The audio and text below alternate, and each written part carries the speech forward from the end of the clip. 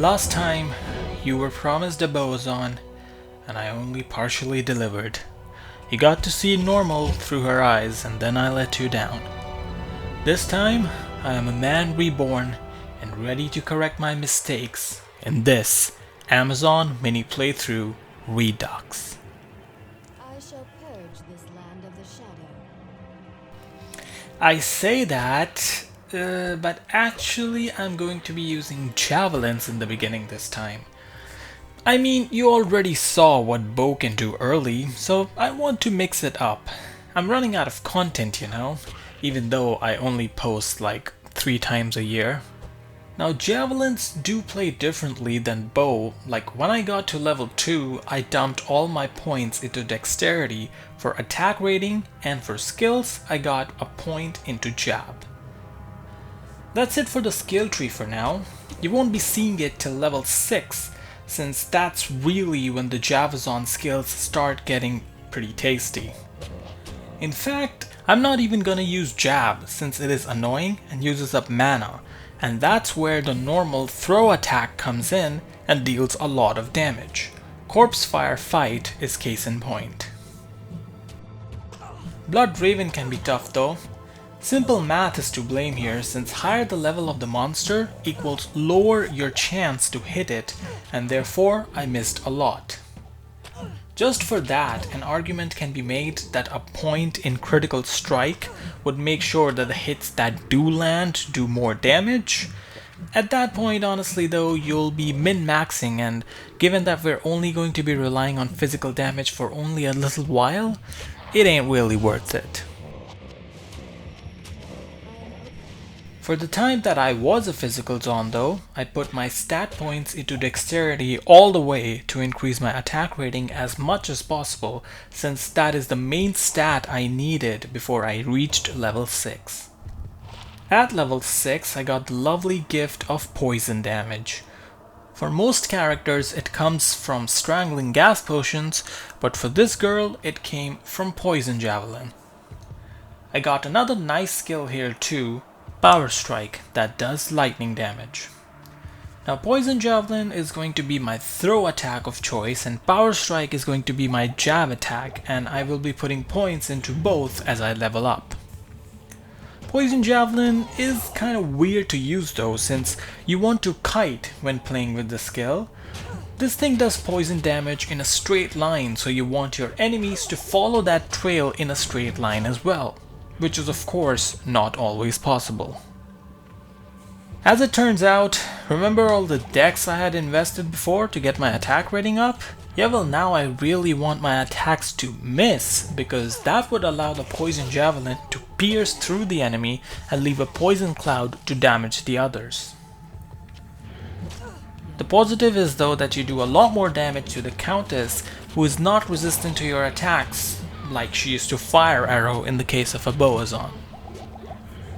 Now given that these are my 2 main damaging skills, I leveled both Poison Javelin and Power Strike simultaneously from the points I saved till level 9. After that I put points into them alternatively. The only exception to that was at level 12 when I got a point into the newly unlocked Lightning Bolt.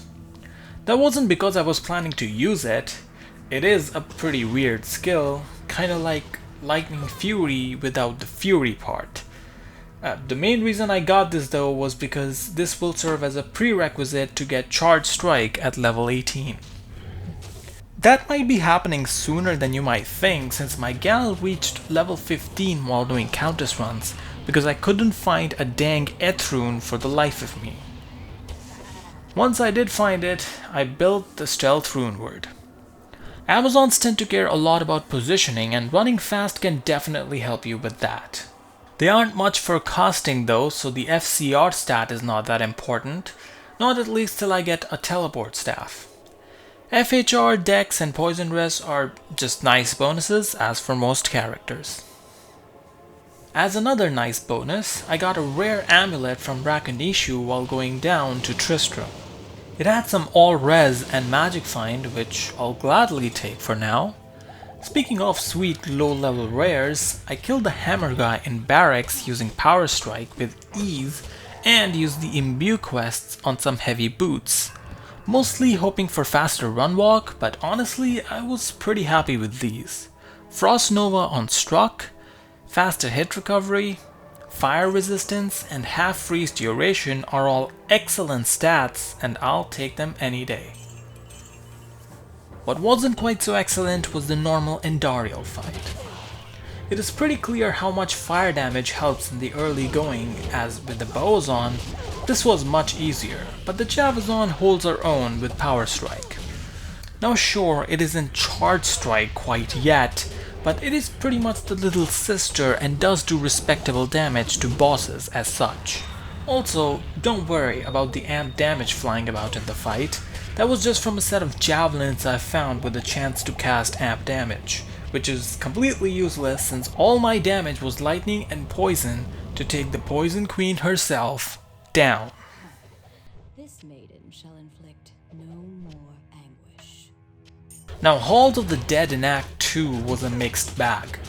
On one hand, I got to use Poison Javelin to its potential by throwing and kiting around, but large clusters of monsters were often difficult to handle. Power Strike 2 is good, but also falls short due to the lack of attack speed, as that can lead to trouble like in the Snake Temple, where the snakes can pretty much leave you charge stunned forever. Also, your mercenary doesn't fare any better. Maggot Lair is a nightmare as well. The analogy that this girl performs like an elemental druid is pretty perfect. I mean, with him, you generally used your fissure attack and ran around so monsters will step on it to get damaged, and that's why he had trouble in confined spaces. Well, tight spaces give this girl trouble too. Until you hit level 18 and unlock the cheat code called Charge Strike. Now the game will technically tell you that at this level it is less powerful than Power Strike. Nope. Just nope. Using that cheat code I made it to Duriel, and you may think that this would be easy since Charge Strike does excellent against bosses. Yeah, well, Duriel has Holy Freeze and he does excellent against melee characters, so think again. Now he absolutely destroyed my mercenary at first, so I had to get a new one. You pretty much need the mercenary to distract him while you get at him, otherwise he'll eat you up as well as he did your mercenary, and that isn't particularly fun. Sadly, neither were the drops when I finally was able to kill him. I was at least hoping for attack speed from the gloves, but nothing doing it seems. Attack speed would have been huge there, since now that I have primarily started using Charge Strike as my attack speed is the only limiter of DPS, that is damage done per second. Poison Javelin at this point just turns into choking gas potions, except it still does a lot more damage than those would do, and using it in conjunction with Charge Strike is actually pretty great. Not to mention, it also comes in handy against lightning enchanted monsters. Flare Jungle hurts a lot though in this act. Having some rejuvenations would definitely come in clutch, since those flares show no mercy, and unlike a Boazon, you have to face tank them. Syrena is much tamer though. She is also a consistent spawn in the Ruined Temple, which is why I like to run her for a while to level up. Also, if she's feeling generous, she can drop stuff like Sanders' boots or gloves, both of which would be excellent for my Zon, and both of which she didn't drop. Got these boots with faster run walk though, I'll still take it. Travinkle was overall pretty easy. Even though my mercenary died within like 2 seconds of us getting there to Hydra fire damage, I was able to lure out council members into my poisonous fart cloud. Yup, that's what I'm calling it from now on, and let's be mature, that is what it actually is. Then I charged stroked them to death and moved on to Mephisto. I reached level 24 just before I hit a Mephisto. Also, I had found some maiden javelins with +1 to javelin skills, so my charge strike was sitting at level 8 while fighting him and thus was doing some mad damage. He too was retaliating, keeping up his repo as being one of the scariest normal bosses, however I was able to get rid of him rapidly. As a reward, he dropped me Nokazin's Relic, a basic but very good unique amulet with 20 FHR and 50 fire res. I decided to put this on and give the Ral helmet I was wearing before to my mercenary to give him some much needed fire res. For my own helmet, I went down to Charcy and grinded out a helmet with chance to cast Frost Nova, which can help a lot in the chaos for crowd control. Izzy is up first though. Charge Strike's damage really carries well over to Act 4 as I'm able to kill everything in sight and there aren't any lightning immune or highly resistant monsters about to ruin the party. Also helps that souls are pretty much just a showpiece in this difficulty and do almost no damage. This domination of my Zon continued in CS. One type of monster that does trouble this gal are Necro Mages. These guys cast Decrepify and also do cold damage, and in conjunction it can leave your Zon rendered defenseless. That's because, as I said in the last menu playthrough, with the Zon, your offense is your defense. How fast you kill things pretty much determines how less things will have a chance to kill you, and thus getting slowed from the aforementioned can lead to a lot of pain. Diablo deals pain in a very different form though, brutally. Killing this guy is not fast or easy as he's the game and he wants to play. What that means is his lightning hose is in full force in normal and deals disgusting amounts of damage. What's more, he can also freeze you with his cold claw, and that is often something he uses before lightning to catch you sleeping.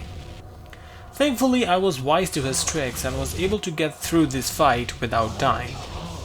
The damage from Charge Strike helped out in the end, and I guess the MF from my items also helped out since he dropped me a very nice set of unique light-plated boots, which are Goblin Toes. These give me 25% crushing blow, and right now, as a Javazon doing lightning damage, these don't really benefit me. However, in the later stages, when I switch to physical damage with a bow, these would be huge and thus a very good find. For right now though, I'm pretty good in terms of damage. Even OP stuff like Moon Lords fall to the mighty power of Charge Strike. One weakness I would say that my Zon has is her cold resistance. Because of that, whenever I got frozen, I had a hard time thawing out quickly, and that led to a bad chain of events. Therefore, to patch it, I went shopping at Farah to get 3 open-socketed kite shield to make myself an Ancient's Pledge from the runes I got from the Barb quest. With that, my resistances were a lot better, and thus I was confident to take on the Ancients. I went after Talik straight away since I knew he would be very annoying, but Korlik got in the middle, and after a while I think I just started attacking whatever I saw was moving on the screen. Charge Strike was doing good damage as always, but the barbs were not holding back either. My mercenary came close to dying at one point and I had to give him a rejuvenation to save him.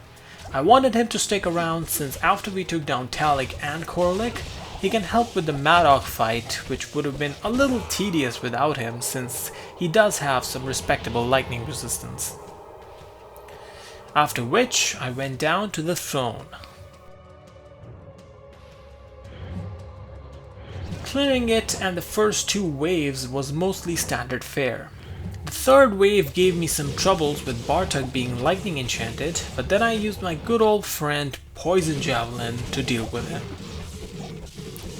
Lister wave was very strong as well, as expected, and they killed my mercenary, but Charge Strike was still stronger, as expected, and thus added the Javazon to the elite list of characters who have killed normal Lister in my mini playthroughs list thing. Yeah. Then there was Bale. It is honestly sad to come to the realization that this will be the last boss fight that I will have with Charged Strike, but c'est la vie. Playing the Javelin in normal has been pretty fun and pretty different, and this fight kinda summarizes it nicely. It is quicker, but a wee more dangerous. You do a lot more damage with Charged Strike than you would with Exploding Arrow, but you also have to face tank a lot more as well, and you don't get that nice little added stun that comes along with Exploding Arrow. Instead, you get the ability to dispatch bosses in seconds. Yeah, you win some, you lose.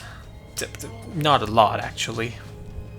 Bale, also being the funny little chap that he is, dropped me a unique amulet and rare gloves, but managed to make them both useless. That's because the amulet was another flipping Nokazin, which is just awesome. And the gloves, even though they had attack speed, which I seeked, they were ethereal. Haha, very amusing indeed, sir.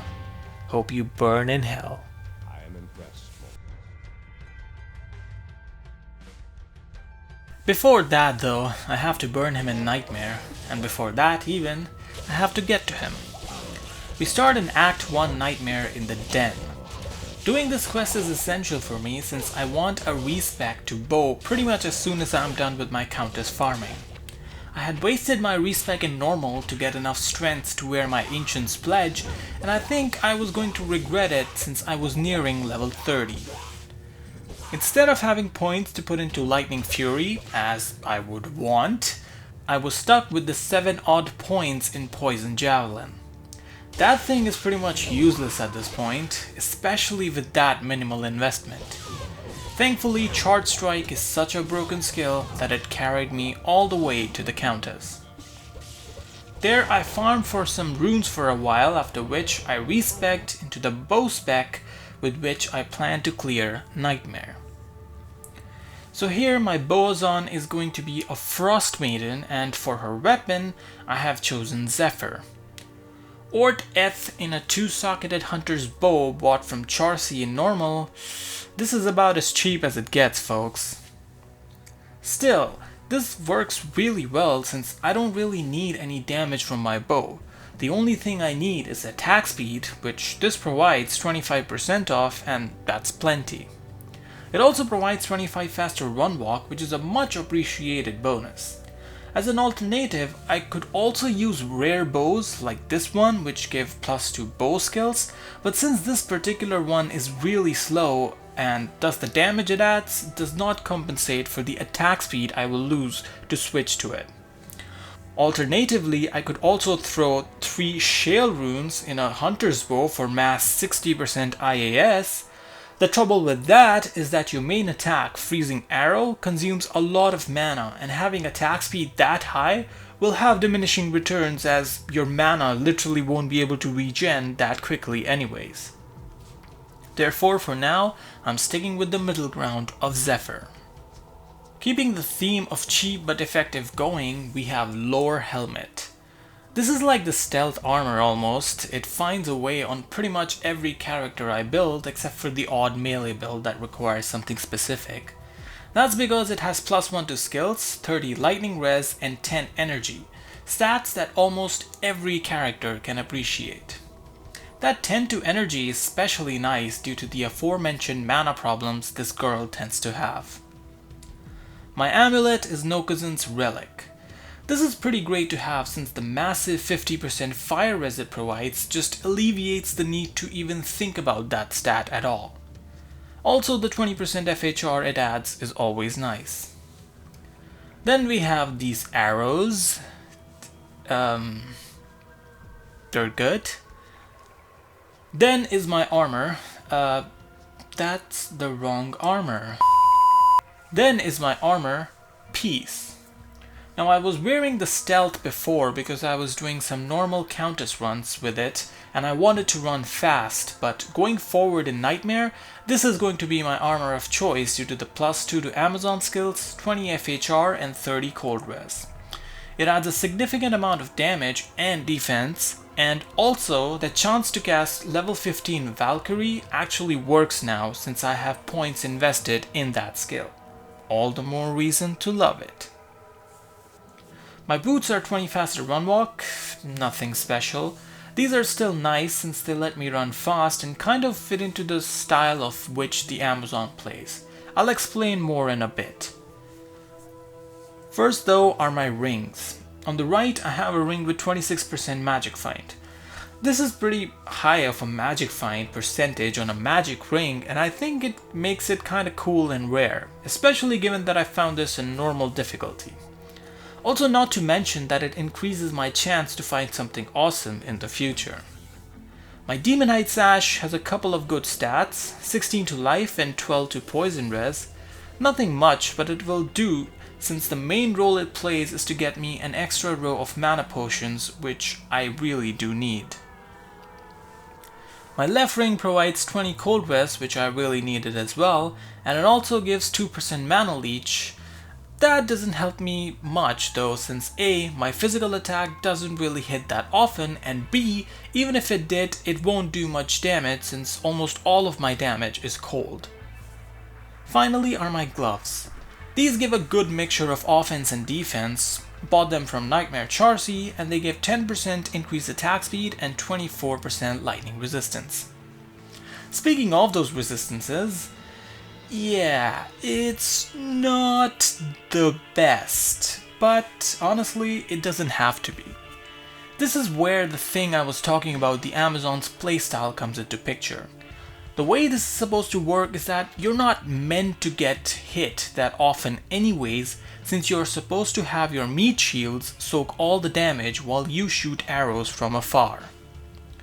However, having some resistance is still better than none at all, and my charms help me get that.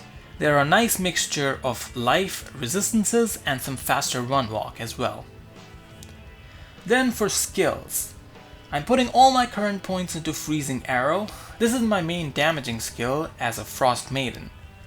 For Nightmare, I decided to go with cold damage since I wanted to try this build out, and this level 30 skill is the way to do it. In conjunction, I have maxed its synergy, which is Cold Arrow. Something to note is that Ice Arrow does not increase Freezing Arrow's damage, so I have only put 1 point in it for the prereq.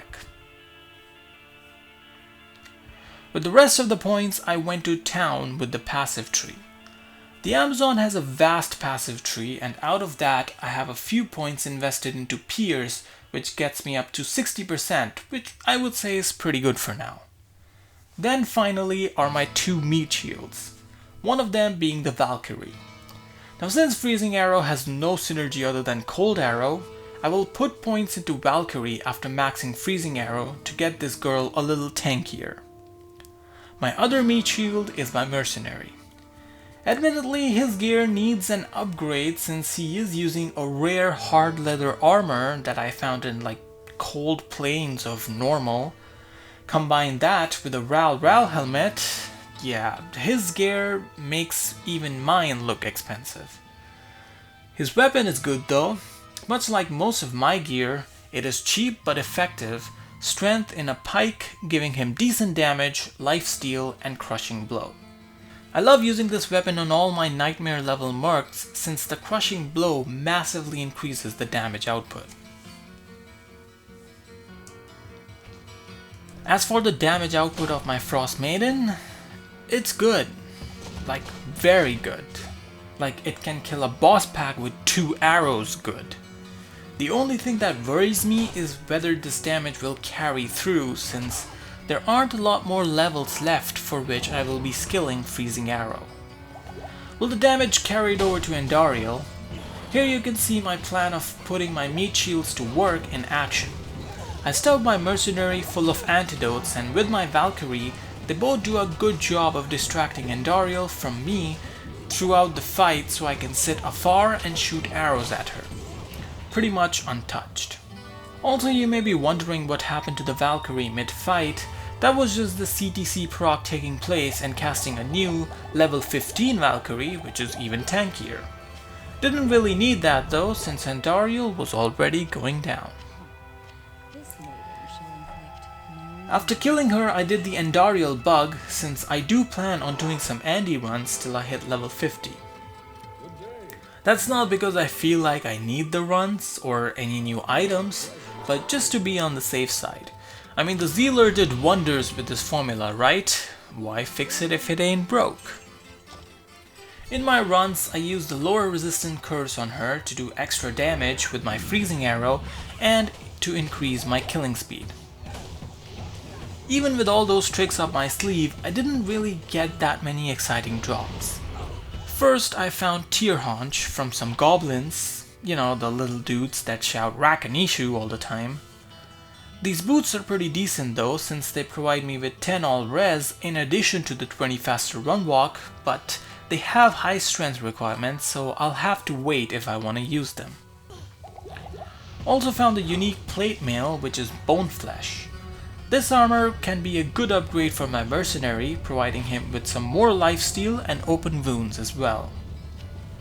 I also found a couple of Angelic Wings, which at first I wished were SOJs, but then I was satisfied with them anyway, since A, they were not manolds, B, they provide good attack rating and magic find, which are two nice stats to have, and C, thank God they're not manolds. I'm pretty happy about that. Can you tell? I also found a couple of the Saigon set pieces, helm, belt and gloves to be precise.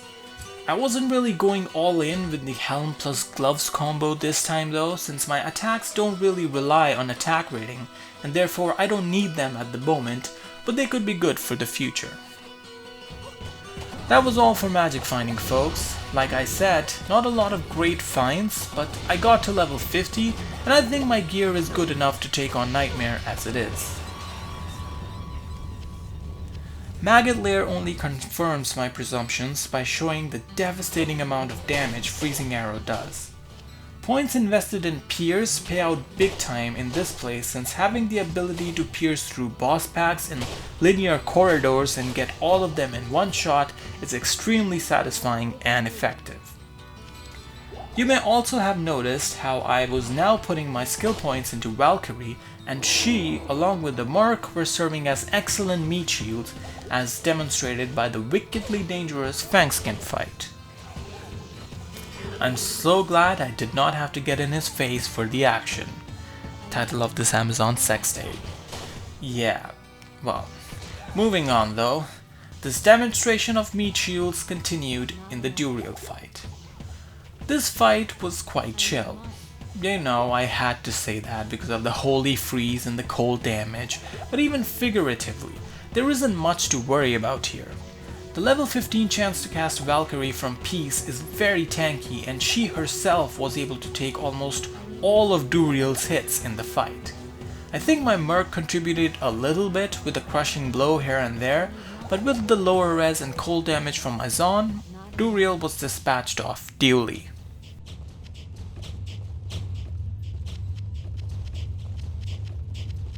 Flare Jungle in Act 3 makes you appreciate the power of Frozen Arrow. This is a skill that I haven't put skill points in for almost 2 whole acts now, and it is still able to clean up boss packs like nobody's business. The part that worries me is that I haven't been able to put more skill points into it, and therefore the 1200 odd damage that it does is all it's ever going to do, unless I find some insanely better gear. Being pessimistic aside, it does a hell of a job now, and I like it a lot. For later, I guess we'll think about going the physical damage route. For now though, taking down Mephisto with this is not much of a problem. Classically, your meat shields absorb most of the damage that Mephisto deals, and I don't think that either of them had a problem with that, since they both survived the fight, which is pretty amazing. You might be wondering that cheesing Mephisto all Blizzard Sork style could be an option here, but since my freezing arrows are narrow projectiles and Mephisto likes to squirm around in that corner state a lot, it ends up not working at all and you miss a lot of your shots. Trust me, I've tried it, because after killing him this first time, I did some Mephisto runs. Now I got a pretty good Mephisto map by resetting it, and for a while the runs proved to be quite ineffective, and that's all the good I got. Then I found 2 great items. First was the unique chain gloves Chance Guards. These are awesome for magic finding. While running Mephisto, I decided to take a hit on attack speed and wore these instead since they increased my MF by 33%. With that, I found the unique ghost armor Spirit Shroud. Now I'm not as excited about this item as I was with the Paladin because I mostly plan to use the Cannot Be Frozen in Hell, but there I most probably will have a physical spec and therefore the +1 to skills doesn't really appeal to me that much. Something like Duriel's Shell with additional resistances is something I would much rather find. Next though, I found the Rogue's Bow. Now while MFing Mephisto with like a Blizzard Sword, you're bound to find this like a billion times, but with the Zon, it's actually really useful. That's because it adds 50% increased attack speed and 10 all resistances, and combine that with the 30% increased attack speed I get from Saigon 2-piece, this will get me over the 75% IAS breakpoint, which is higher than the 45% one I was on currently, and thus will increase my DPS.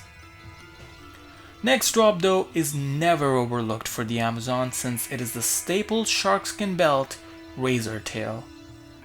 The amazing thing about this item is the piercing attack it offers, which increases my pierce chance by 33%. So for example right now I have 60% pierce. Wearing this will bump that up to 93%, which would be a huge buff, especially as the addition due to skill points has diminishing returns. This could be potentially very useful in Hell, and I'll keep it for sure. Something that is always exciting to find though is unique jewelry, and thus the next drop of the unique amulet had my attention, and it paid out since it turned out to be the excellent Cat's Eye. 20% IAS and 30% faster run walk are two amazing stats for the Amazon to have.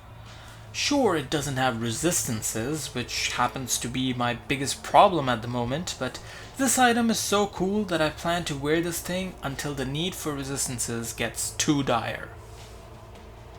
The next find was kinda like an old friend in the form of the unique Zweihander that I found last time with the Paladin with level 10 enchant charges. Like a poor man's demon limb, this thing can be quite helpful to increase attack rating with the enchant spell.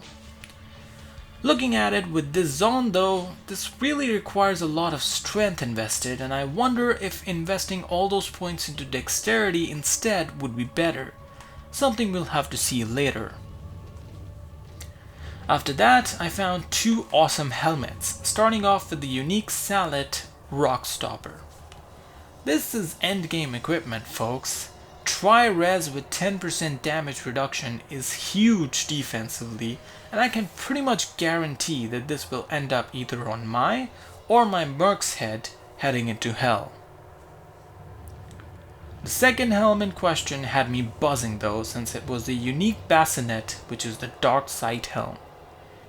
Now on its own, it's not that bad of a helm anyways, but the real special thing about it is that it has the elusive Cannot Be Frozen stat that so few items have, and having this on will free up my armor slot so I could use something much more powerful there.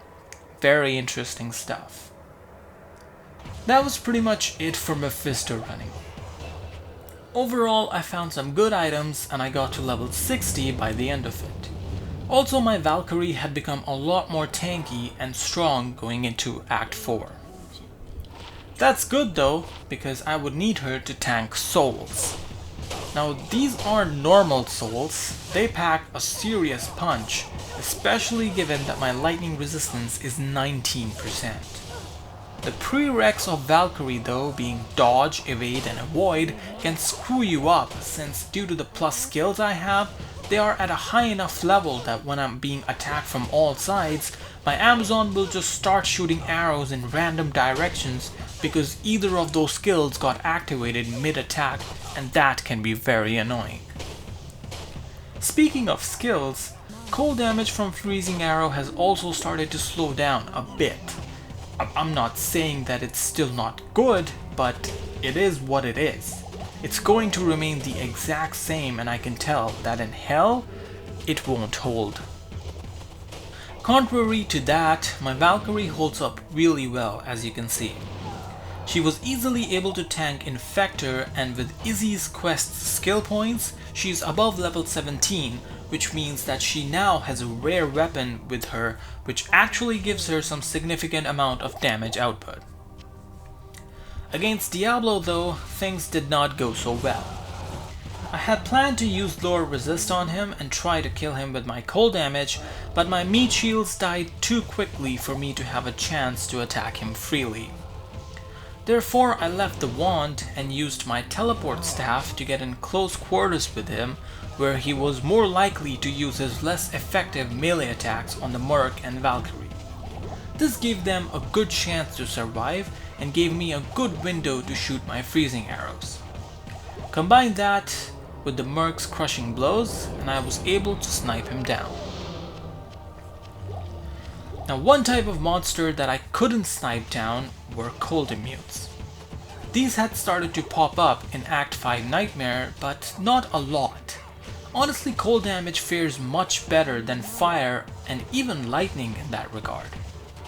Also, another inherent benefit of having cold damage is that you don't really need a Holy Freeze mercenary so that you can get a Might or a Merc instead to increase his damage while he deals with the aforementioned cold immunes. Another benefit of cold damage is seen in the Nilithak fight.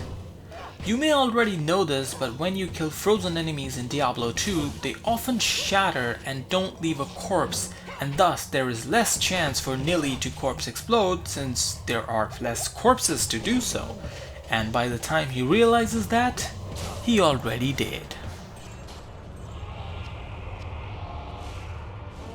Now for the Ancients fight. I threw down some mana pots because I thought I would need them since my skills cost a lot of mana. Now the plan of this fight was to let the Valkyrie take the worst of the damage since she can always be resummoned, and let the Merc stay alive. So naturally, the first thing that happened in the fight was that the mercenary died. Still, the only major thing that I lost was my source of crushing blow, and thankfully the Zon has a lot more tools in her belt, like decoy.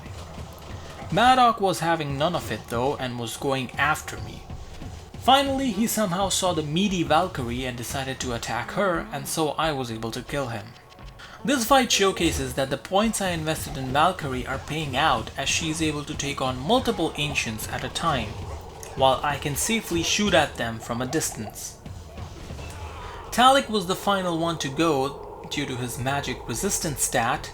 Still, the Valkyrie was an absolute star of this whole show. Decoy gets one back though in the throne, since this skill is super helpful while fighting Bale waves, since they all focus on it, and even Bale focuses his Decrepify on it, so neither you or your mercenary or your Valkyrie have slowed down attacks and you can take out the monsters freely. Bale was very annoying though. He was jumping around using his cold V-shape attacks, which freeze me due to my lack of cannot be frozen, his mana burn attack, which renders me useless, appendages which do a lot of damage, and then of course creating his wonderful cloned brother. If you can think of an annoying thing for him to do, he was doing it and causing me and my mercenary a lot of trouble. My mercenary actually came in clutch in the fight. I didn't use lower resistance in the fight since I learned from Diablo and instead teleported him close to Bale to get in some crushing blows. Finally, I got Bale stuck in a corner to finish him off. This fight though is gonna be a laugh in the Magic Find runs, I can already tell. Newsflash, it wasn't. What was fun though was finding this Lem rune. This is definitely going to give me some interesting options for armors in the future. Oh, who am I kidding? Treachery confirmed, people. I'm honestly really glad though that I found this here randomly and so I won't have to run Hell Countess. I did however run Nightmare Bale till level 70. These runs are always fun and easier in a way since you level up quite quickly due to the slaughter of a lot of mob packs in the World Stone and the throne before you actually get to Bale. With that though, I went straight to Hell. Here I respec to strafe with all the stuff that I had found and the one thing that my holy grail mom handed down to me. Starting with the headgear, which is Dark Side Helm. Now this is a pretty sweet piece of equipment. First I was only using it because of the Cannot Be Frozen mod, and that is great, but then you look at the other stats. 6% chance to cast Dim Vision. Truth be told, this girl is pretty frail and loses a lot of life when hit, so when Dim Vision casts, literally blinding your nearby enemies, it gives you enough time to reposition, and that can save your life. Then we also have some Mana Leech and Fire Resistance, two more excellent stats, and finally some Cloak of the Shadow charges. Now these can be used much like Dim Vision, but truth be told, I don't really have a lot of experience with this skill. Still, it's a really cool, like themed, gothy, dark type helm, and also proves to be very useful as a bonus. The amulet is Cat's Eye. Now this is a great amulet, as I mentioned before, due to the IAS it provides and the faster run walk, the latter being the main reason as to why I am using it. As I have written in my script, playing this gal without faster run walk is painful AF. That's right, I am indeed a millennial. Seriously though, it also provides 25 to dexterity, which is often overlooked, but while playing self-found single player, that's a huge deal and it helps out my attack rating a lot. Then we have Treachery. This is probably the third or fourth character that I have which has used this armor, and it's just, you know what, I'm not even going to sing its praises separately this time. I'll just talk about my other gear, and trust me, this would get brought up on its own. The boots are Goblin Toes. Now these are one of the two boots that give the Crushing Blow stat, the other being Gore Riders. Now Gores along with Crushing Blow also have a lot of other creature comforts like faster run walk, deadly strike and open wounds, whereas Goblin Toads have just one highlight stat, the 25% Crushing Blow smack dab in your face. That's why these boots were made, and that's what they mainly do. And in my opinion, I'm writing the script before playing it, but I'm pretty sure around Hell Act 4 you will hear me say the words, "The crushing blow from my boots is pretty much what is carrying me here." Just watch. My hand jewelry pretty much provides me with attack rating with some additional stats. This right ring gives me some lightning resistance along with attack rating. Added to that, my left ring is a Nagel, which gives me 22% magic find along with 69 attack rating.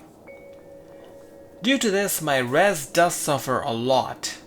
Thankfully, I have one item that takes care of that all by itself. No points for guessing, but the answer is Treachery. Now, I would like something like Angelic's 2-piece here, if I ever manage to find the amulet, or something like a Ravenfrost would be a great upgrade as well. Unfortunately, I haven't found either yet. What I did find though, which was pretty epic, was Razortail. Pardon the pun, but this belt is tailor-made for the Amazon since it gives me the all-important piercing attack. Now most well-geared Zons use this to reach 100% pierce, but this is no well-geared Zon. I only have one skill point invested in pierce at the moment. With the belt I reach 56% pierce, which is still pretty good. Now why I have only 1 point invested in pierce, we'll get to that later.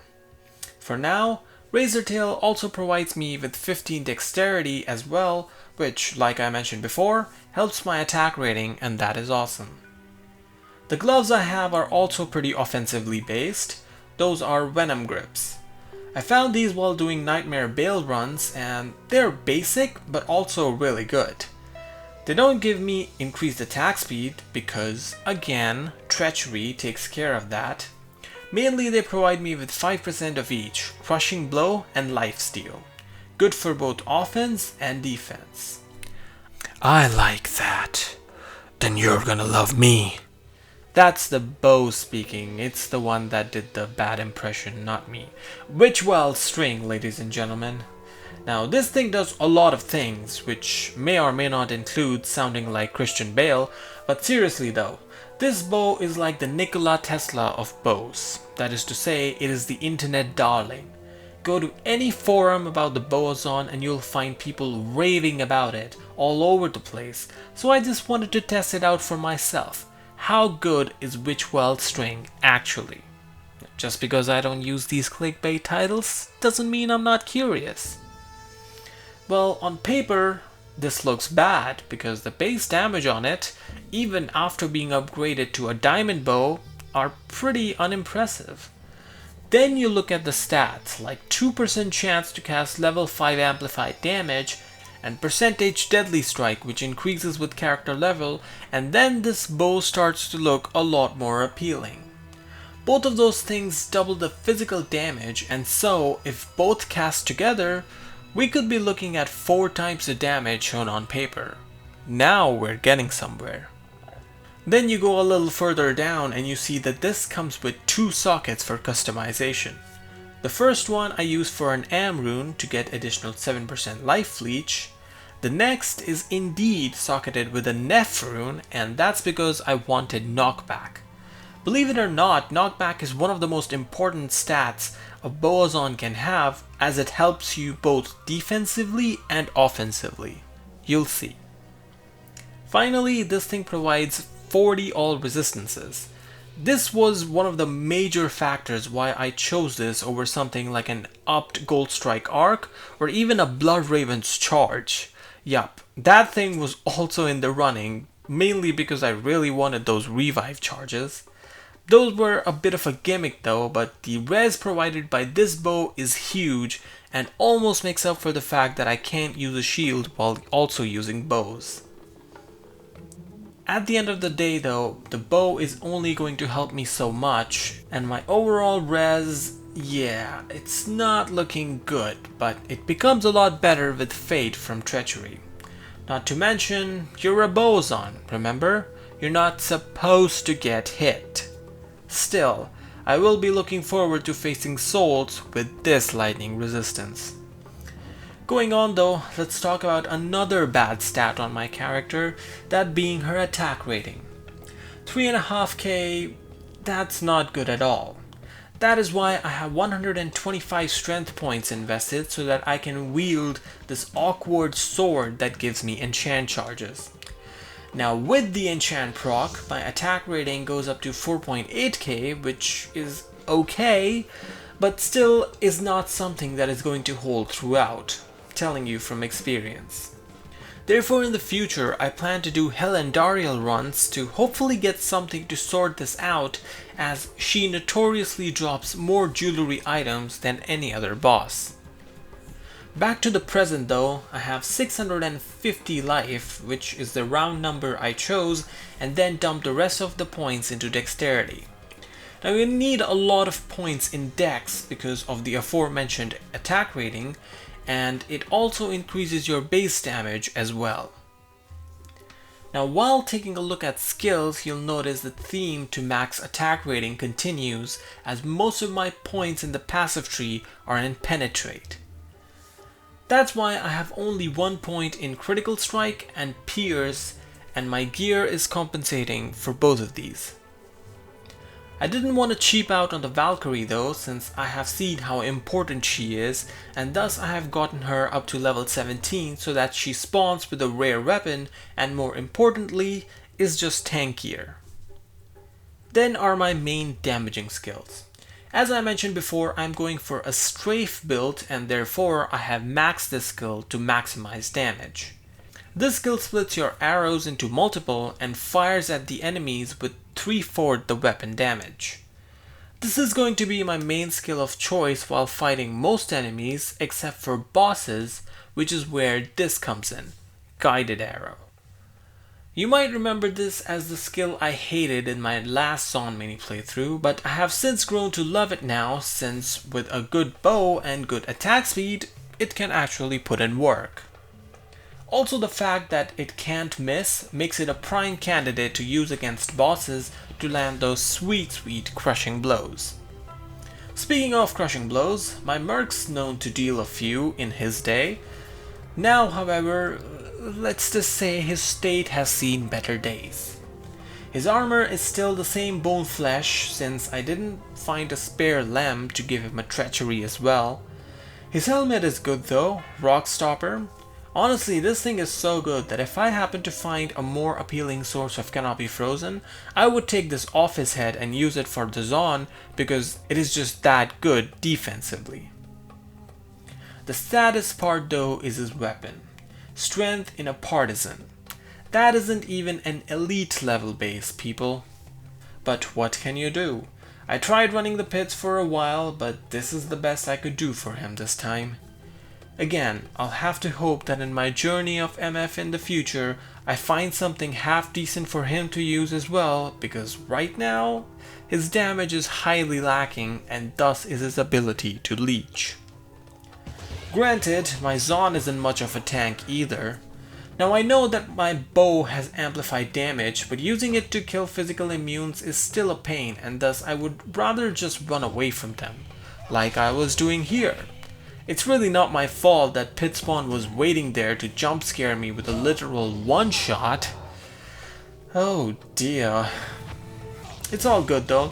I totally killed him in the rematch that you can see right here.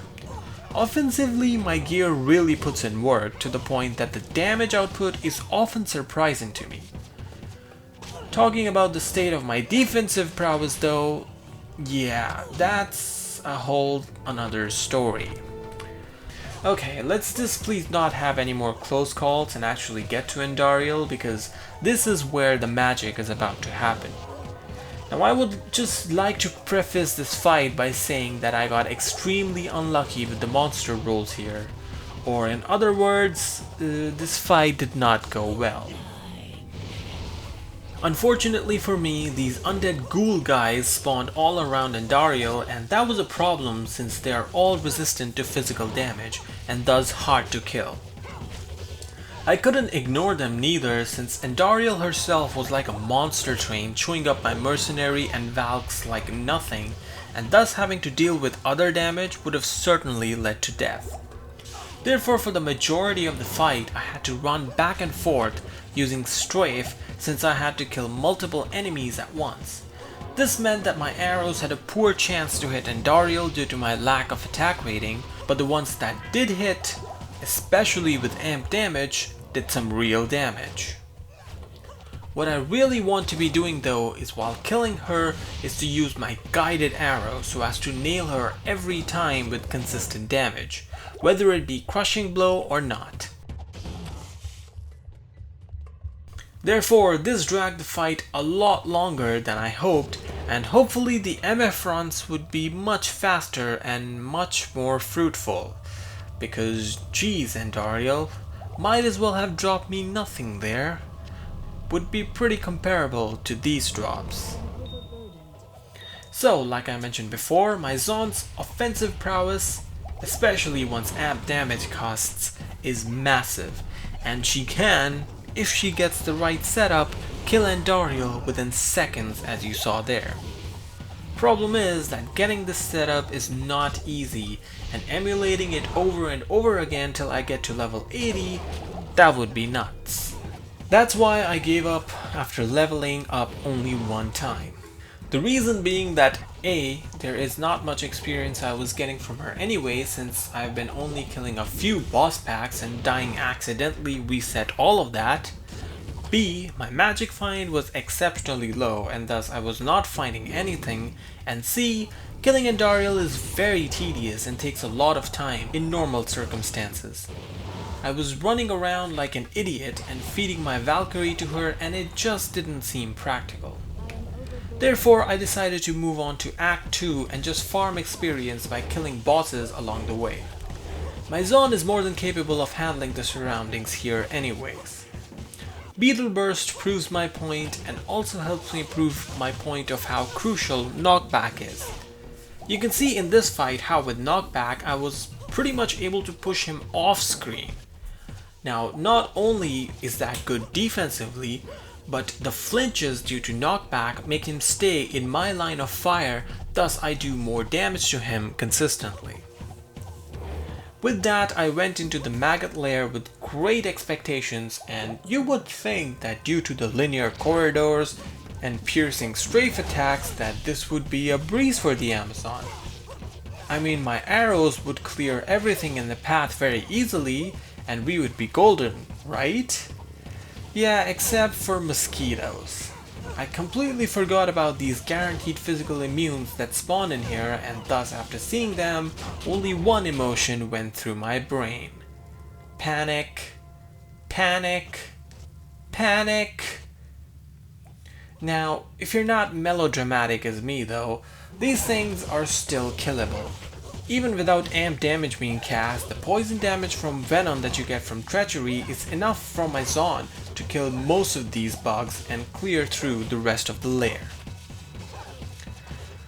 Now Snake Temple brought with it much of the same problems. Terrifying snakes are all fine and good, but when you combine them with a bunch of undead monsters that take like 5 years to kill, you'll pretty much reach the capital of Panic City. If you can dodge them though, Fangskin isn't that much of a challenge. Just make sure he doesn't touch you, like at all. That shouldn't be a problem since the Zon has a summonable mercenary who is more tanky and sometimes does more damage than the real one. I don't know if that's bad or if it's brilliant. Speaking of, the Duriel fight actually went pretty well. Now he can't really kill your mercenary or Valkyrie as easily as Andariel, and therefore it is pretty easy street here. You can chill out in one corner and shoot guided arrows in the other. Even the mercenary was relaxing, taking breaks from time to time. You know, just from all the hard work he's done by dying constantly in hell. Yeah, good job buddy, you deserve the rest. Also fitting that I finally got something that I needed and deserved, the set amulet you all love to see when playing a melee character, Angelic Wings. Oh baby. Now this will most definitely play a huge part in helping me hit more monsters around the chaos, since along with the ring, this duo set gives some mad attack rating bonus. For now though, I'll stick with the cat's eye for faster run walk. I'll need that faster run walk anyways while going through the Great Marsh. Yeah, remember what I said about facing souls with my lightning resistance? Yeah, no surprises here folks. I reset the map and got through with a much tamer monster roll, but getting through the flared dungeon was proving to be troublesome. Again, the culprits are a muto amount of undead monsters, which includes dolls. At least I won't accidentally kill them though. There's some positive. Of course, the negative is that they, along with the ghosts and flares, will probably kick my ass. Scenes we love to see, innit boys? Playing a little more carefully though, I was able to get through there by getting a roll of dungeon without the ghosts. Again, not like I couldn't have killed them, but it just would have taken ages to do so. Travinkill was honestly quite the opposite of that, since it was quite fast and furious. In specific, there was one council member that I was absolutely terrified of, and that's because he had conviction, and finding out what would happen to an Amazon with minus 100 fire resistance in a sea of hydras wasn't exactly on my to-do list for the day. My mercenary obviously got destroyed by him in a matter of picoseconds, but even my Valkyrie, something which had been a very reliable tank throughout, was constantly dying, leaving me exposed. Therefore, I took a few steps back and killed the goons surrounding him first, and then went after the main man with guided arrow. This is also where knockback proved its worth, since it knocked the council member out of conviction range, so I can finally take a breather. Thank goodness. Speaking of goodness, Mephisto eats those up every day for breakfast. It's a good thing though that I don't have to deal with him one-on-one then, isn't it? Yup, while farming in Dariel, the gears in my mind turned and I figured that the real use of guided arrow would be against Mephisto, because then I could use the good old Blizzard Sork-esque method to cheese kill him from afar while he couldn't even touch me. Unfortunately, I was wrong. This isn't going to work. I know what you're thinking. Well, Junmei, this is going great. Mephisto can't touch you at all. And yeah, you're right. But he's not the problem. The problem is anything and everything that surrounds him that cause me too much trouble. Actually, the problem is that this girl is too frail to elemental damage, and that is just not a good characteristic nature to have. Now, I can't be bothered to pre-buff with Fade before every run either, because I think that will take the run part out of them. They won't be very fast at all. Here in the compilation of some runs I did with her, you can see that she is just as frail as a paper drenched in a bucket of water. She breaks with any little force applied to her, and this is fundamental. Even if I try to kill these other guys, guess what? Even more are going to come after me, and I'll have to spend ages trying to kill a billion undead broomstick men. Overall, I was getting nothing done here. I was finding nothing since my gear didn't allow me to stack any MF, and any experience I was gaining, I was losing pretty much by immediately dying. I'm sorry boys, this girl is just not fit to magic find in hell. Now hold up a minute. Just because she can magic find in hell doesn't mean that she can't beat hell or even beat up hell. Yeah, when you go slow and steady with her, killing monsters along the way, she actually does pretty well.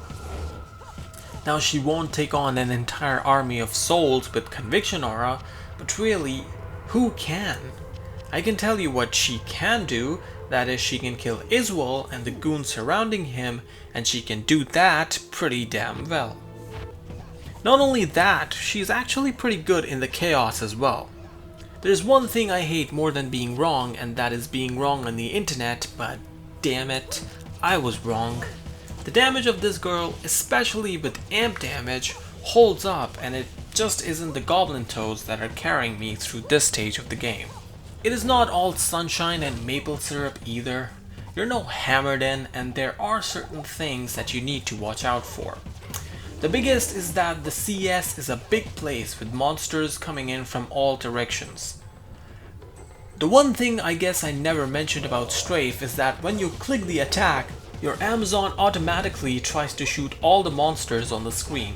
So if there was a monster right behind me at this moment, she would turn around mid-attack to shoot one arrow at him, and as you may imagine, that is not effective at all. Therefore, you want all your enemies to be preferably right in front of you, stacked behind each other to make the most out of pierce and amp damage if it casts. So in the chaos, what I did was that I hugged a wall and went along it to ensure that there was no monster coming at me from behind.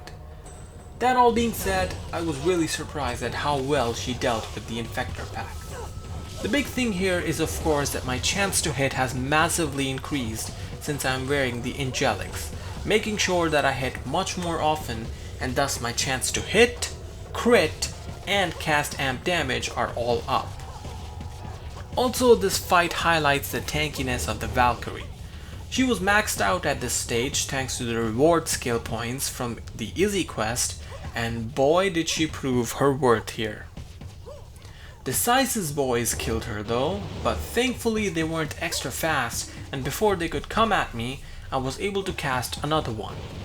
That can be a problem quite often though, since the Zon literally has the worst FCR frames ever, so casting a Valk can often take a hefty while, which in a fast-paced fight can get you interrupted and killed. Not in this scenario though, since no matter what crazy mod the Syce had, I didn't have to worry about them since I was able to snipe him from afar while my Valkyrie absorbed all his hits. Dude, looking back at the footage, even the Vizier pack put up a better fight against my Valkyrie than the Infector pack did. Still, he wasn't any match for my attacks, even though he was undead. Talk about a person who can't catch a break, am I right? Did I just call Vizier a person? Man, self-isolation is doing things to me. Anyways, it was time to do things myself, and that too, to Diablo. The first half of this fight went phenomenally well. Okay, yes, Diablo killed my mercenary within like seconds, but my Valkyrie was faring much better, and because of the distraction provided by her, I was able to land some nice shots with guided arrow, getting in some nice damage with crushing blows and otherwise. Unfortunately, I was running out of arrows, and thus I decided to make a quick trip to town. When I came back though, the entire atmosphere had changed. Diablo was now interested in me. He would not even make an attempt at the Valkyrie no matter what I did. I tried re-summoning her close to him. I tried teleporting with her close to him to make sure that she was the only one hitting him, but to no avail. Finally, I gave up and went back to town and came back in, and that apparently seemed to fix it. So remember kids, if you fail at first, just try turning it off and back on again. That usually fixes everything, and as a bonus, even kills bad guys in this particular scenario. The scene was about to be drastically changed though, since what was about to come was the most difficult act of them all. We start off easy with Shank. I honestly just realized that the main reason his minions are such a pushover is because their attacks are so freaking slow. I mean, their damage isn't that bad, it's just the attack speed though.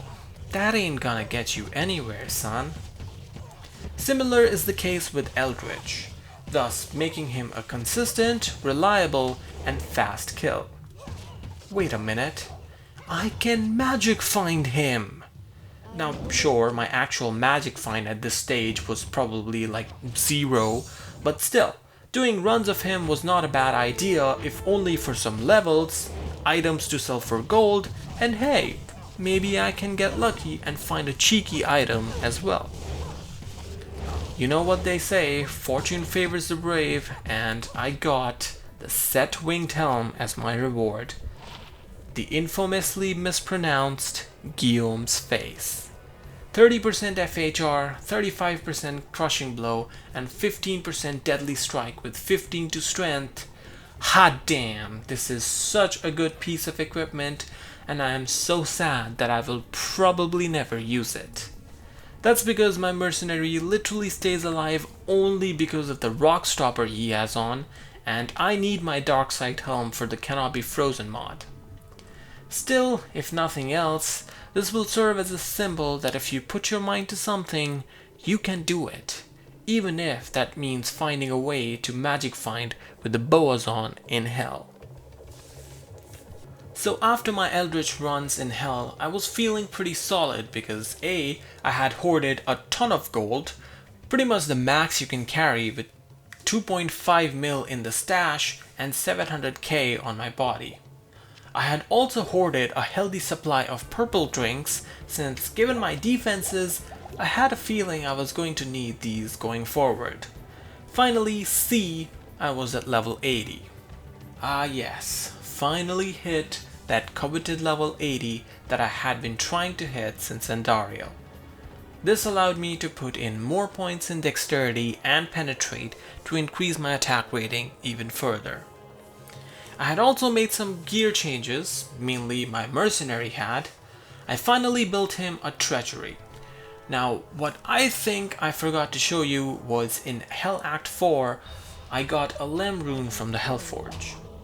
I didn't think much of it at the time, but then I found this 3 open-socketed Scarab Husk from Eldritch and things just fell into place. This will help him better his offensive and mainly his defensive prowess, since mainly I just need him to stay alive for the Might Aura. He can help out too if he feels like it, since now he actually has a decent weapon.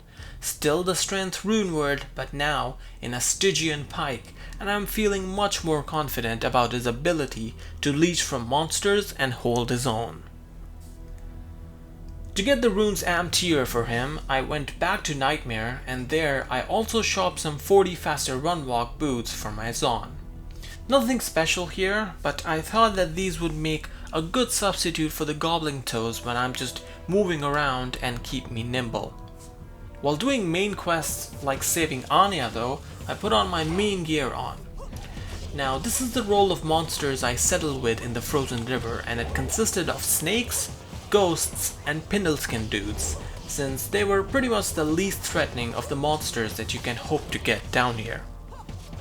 Frozen Scene himself isn't that tough of a kill, since his attacks are all melee and thus my meat shields attract him and I can attack him freely. My mercenary died quickly, but my Valkyrie yet again proved her worth. If there's anything I'm taking from this playthrough is the importance of meat shields and how good the Valkyrie is at that role. Hopefully she holds her own, since I was going to need her talents in the Ancients fight. Now my plan was to simply separate all three at first, since I wanted to use the 100% accurate guided arrow to down them one by one. The separating task was made easier by Corlix, since he was extra fast and he disbanded from his group after a couple of teleports. The killing task, however, was made difficult since he was stone skin, and spoiler alert, every single one of the Ancients turned out to be stone skin in this fight. Am I unlucky or what? Still, this Zon has so much heart that she pulled through. The most impressive part is the amount of damage she dealt once amp damage cast. Now granted, I am very thankful that I stopped and geared my mercenary, since the might aura from him was helping a lot too, since with that, plus the 90+% crit rate, plus the amp damage, turned out to provide some impressive damage outputs. Talek annoyed me a little bit next, since when I separated him, he kept whirlwinding and entangling himself in between these pillars, which made me miss a lot of my shots.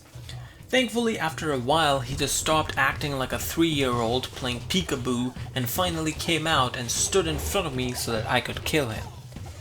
That's not to say that I want to kill 3-year-olds that like to play peekaboo, I don't like where this is going. I think I'll transition to Madoc now. Finally, we had Madoc. Now the mercenary surviving through the fight was nice, since he was shielding me by being an extra distraction for the Ancients and also helping me by providing me that might aura, but his survival was about to become extra clutch when I started running out of arrows. Of course, that is the moment when I realized that I hadn't bought any extra either. Yeah, so if in like the next 19 arrows I hadn't killed Madoc, we would have been in trouble. Like I said though, the Merc probably could have handled it, but still, better not to make such mistakes again. Or maybe it is better to, since it gives me more highlights to put in the video. The things I do for you guys. Whatever the case may be, next was the simple task of getting to the throne. Yeah, what a simple task. Oh boy. Now to be fair, all my characters struggle here, but the Zon suffers from having possibly the worst defensive stats out of any character I have built so far, and thus she experienced death a few too many times, to the point that the experience bar that you see more than half filled is going to be empty in the next clip. Told ya. Well, whatever. Through the magic of video editing, we are in the throne and it is time to take on some waves. Wave 2 can give you a little bit of trouble since they are filled with undeads. The most effective technique I found here was to use the Valkyrie to distract the mages and take down the Unravelers using guided arrow. Much like the Hammerdin does with Holy Bolt, this allows you to take out the swords through which the mages can be resummoned, and after you do, taking them out with strafe is pretty easy since they don't have much health.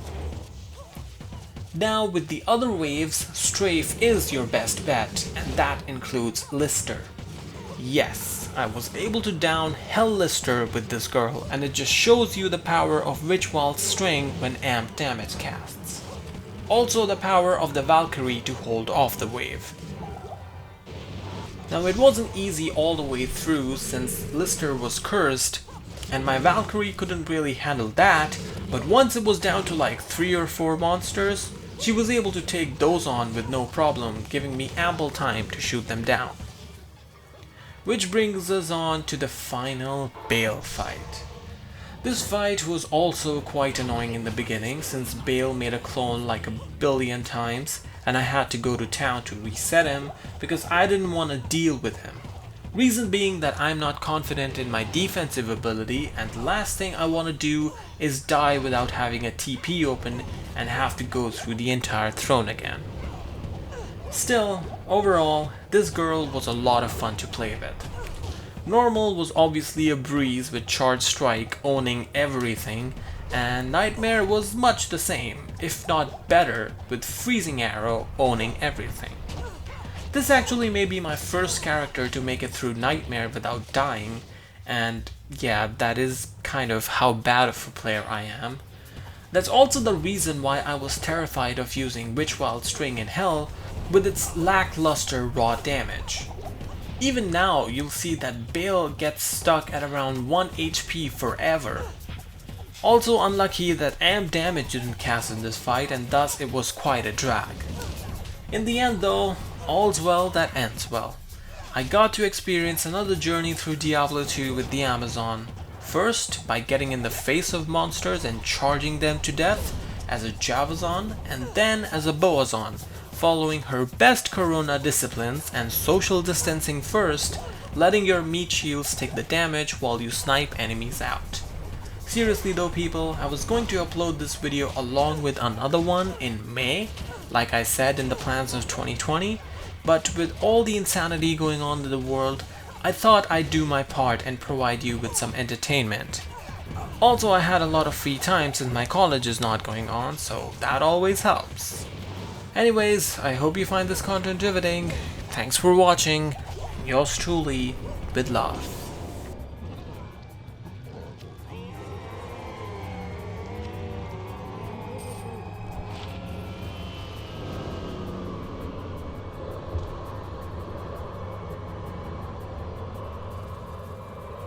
My work here is truly done.